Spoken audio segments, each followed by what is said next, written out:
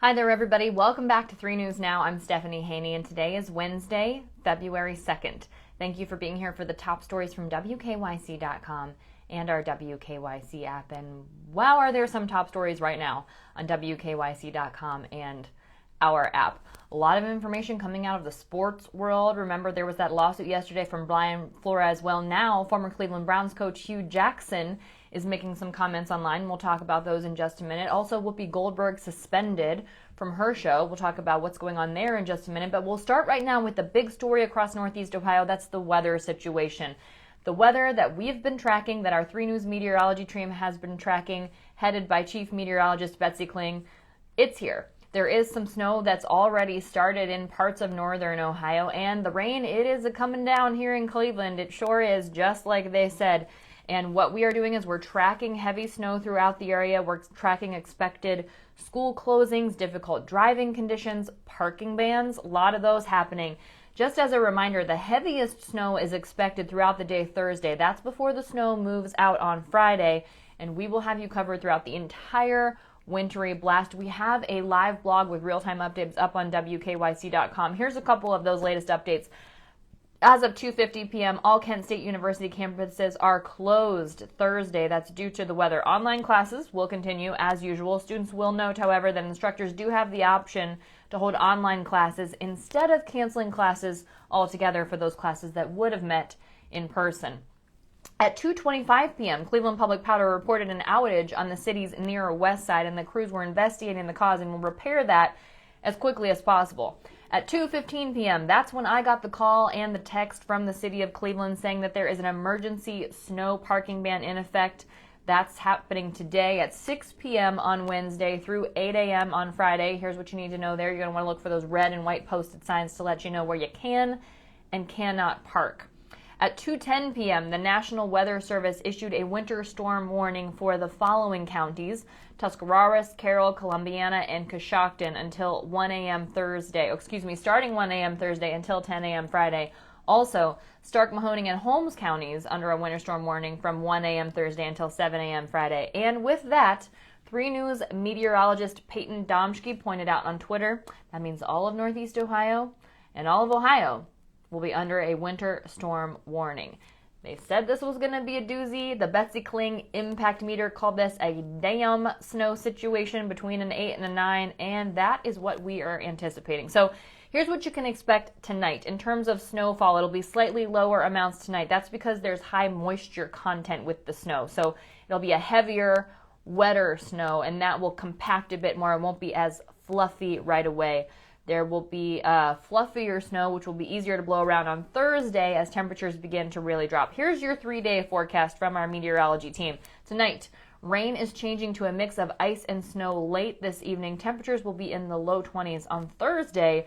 That's when we're going to see that on and off snow. Heavy at times. A wintry mix will be possible along and south of I-76, and temperatures will slowly fall from the 20s into the 10s. Very, very cold. And then Friday, the snow will start to move out, but it will be much colder in the upper teens. I did watch Betsy Kling's latest update. She said we might be seeing some sub-zero temperatures, and what that will mean is lots of things getting really icy and really messy. Again, we've got those updates on WKYC.com, and if you were trying to fly somewhere, Betsy Kling did say sooner rather than later, and we are already seeing flights being delayed and canceled at Cleveland Hopkins International Airport. The full list of flight cancellations and delays is on the airport's official website. That's linked at WKYC.com. Remember, the heaviest of the snow is expected on Thursday, with counties to the north being hit the hardest.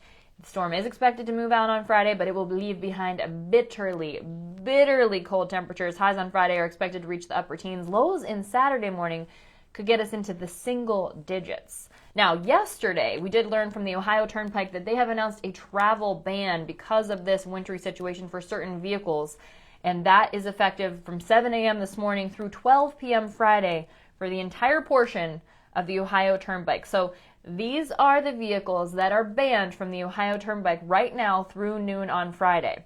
All long combination vehicles, LCV, triple trailer combination commercial vehicles. All long double trailer combination commercial vehicles. We're talking about enclosed trailers only. and those are more than 90 feet in length. Mobile homes and office trailers, boat and horse trailers towed by passenger vehicles or pickup trucks, and high-profile campers and enclosed trailers. This is defined as trailers designed for a person of average height to stand in.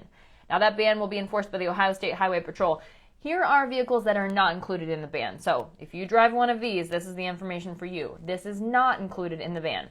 Self-propelled motorhomes, low-profile trailers, fold-down camper trailers, pickup trucks with slide-on camper units, vehicles towing fifth-wheel type trailers, any other type of trailer towed by passenger vehicles or pickup trucks. Also, commercial trucks towing single flatbed or box type trailers. Flatbed double trailer combinations more than 90 feet, and any double trailer combination commercial vehicles less than 90 feet. Now, that was a lot. We do have it on WKYC.com. If you're driving something and you're wondering, do I fall in that ban? Go to WKYC.com. What's excluded and what is part of the ban is very specifically laid out. Now, here's a question that a lot of people have. If your sidewalk is covered with snow and ice, are you liable if someone falls and hurts themselves on that sidewalk? This would be the prime topic for a Legally Speaking segment. You know I am a lawyer, but a lawyer at one of my alma maters did answer this question for us. Don't want to take credit for her work. Sarah Cole. She is the Michael E. Moritz Chair in Alternative Dispute Resolution at The Ohio State University. Fun fact, I did my first year of law school at Ohio State before transferring to the University of North Carolina School of Law. So, go Buckeyes. Okay, so here's the answer to that question. In terms of, is someone able to sue you? No. They can't sue you. You're not liable for danger that is open and obvious like that. Now, if you went and did something that made it more dangerous, like, for example, if you drained your house leaking water under your front walkway and the walkway was more icy than somebody might expect it to be, then you could potentially be liable in that respect. So the moral of the story here is don't go spraying down your sidewalks with a hose right now. That would not be a good idea. Now, this is a different question from whether you can be fined, because there are places that do have ordinances that do require you to shovel and clear the ice from your sidewalks in front of your yards. One of those places, for example, Lakewood. You can be fined. Can someone sue you? No. Can you be fined by Lakewood? Yes. So that is the answer to that question. Now, let's take a look at the latest COVID-19 numbers here in Ohio, in from the Ohio Department of Health. Today, there have been 8,601 new reported cases of COVID-19 in the last 24 hours. The total number of deaths is now at 33,537. Right now, there are 3,736 people being treated in the hospital. We're seeing that number go down. That's positive news. Out of those people, 716 are being treated in an intensive care unit. Now, let's switch to the big story happening in the NFL right now. On Tuesday, Brian Flores announced that he's filing a lawsuit against the NFL and 3 teams, the Miami Dolphins, the Denver Broncos, and the New York Giants. He is accusing them of racism in their hiring practice. He's also saying that he was offered a $100,000 bonus for each loss as the Dolphins head coach in 2019, and this was as Miami was trying to get a better position in the NFL draft. Well, on Tuesday, on Twitter, Hue Jackson said that the Browns owner Jimmy Haslam offered him a similar deal, a similar bonus situation for losing games. What he said was, well, Jimmy Haslam was happy while we kept losing, and then someone else tweeted that there was no way that Hue Jackson was getting paid $100,000 per loss, or else he would be a very rich person, because while Hue Jackson was the coach of the Browns had 3 wins, 36 losses, and 1 tie. So you're looking at $360,000, or no, excuse me, 36 losses at $100,000. That would be 3.6 million. Don't fault me for the math right now. Anyway, a lot of money for 36 losses if you're getting paid $100,000 for a loss. $3.6 million right now. And what Jackson responded was, trust me, it was a good number. Now, Kimberly Dimert, who's a private investigator and also serves as the executive director of the Hue Jackson Foundation, tweeted on Tuesday that Jackson, former Browns general manager Sashi Brown, current chief strategy officer Paul DePodesta, and then Browns vice president of player personnel and current general manager Andrew Berry were paid bonuses for losses during the 2016 and 2017 seasons when the Browns went 1-31.